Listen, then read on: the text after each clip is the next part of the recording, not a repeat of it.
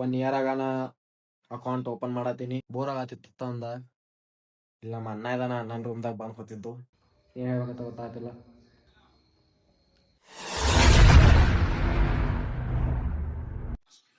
So hi guys, welcome to my new vlog. So guys, ಎಲ್ಲರೂ ಹೆಂಗಿದ್ದೀರಿ?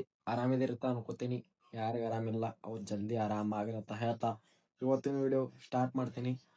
So guys, ಏನಿಲ್ಲ, 1 year ಆಗಾನ account open ಮಾಡತ್ತೀನಿ.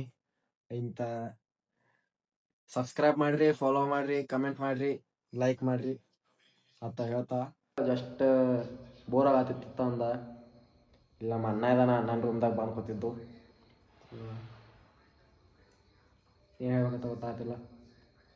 So ನಮ್ಮ ಅಣ್ಣನ ತೋರಿಸ್ತಾನೆ ನೋಡ್ರಿ.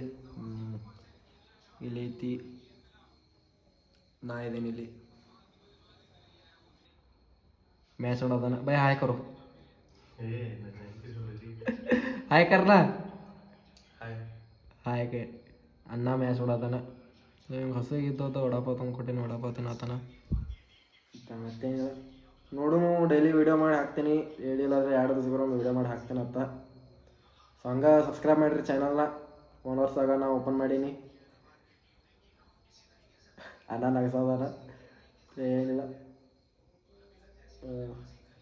ನೋಡೋನು ಒಂದು 2 days 3 days ಒಂದೊಂದು ಬ್ಲಾಗ್ ಹಾಕ್ತಿರ್ತೇನಂತ. ಯಾರು ಹೊಸವಾಗಿ ಬಂದಿರಿ ಚಾನಲ್ಗೆ ಅವ್ರು ಸಬ್ಸ್ಕ್ರೈಬ್ ಮಾಡಿರುತ್ತೆ ಅಂತ ಹಿಂದಿನ ವೀಡಿಯೋ ಇಲ್ಲೇ ಮುಗಿಸ್ತೀನಿ. ಸೊ ಏನಿಲ್ಲ, ಇಂಟ್ರೊಡಕ್ಷನ್ ಇಟ್ಟುಕೊಡೋದಿತ್ತು, ಅಕೌಂಟ್ ಓಪನ್ ಮಾಡೀನಂತ. ಏನಿಲ್ಲ, ನೋಡು ನೆಕ್ಸ್ಟ್ ವೀಡಿಯೋದಾಗ ಸಿಗ್ತೀನಿ ಅಂತ. Bye bye, good night.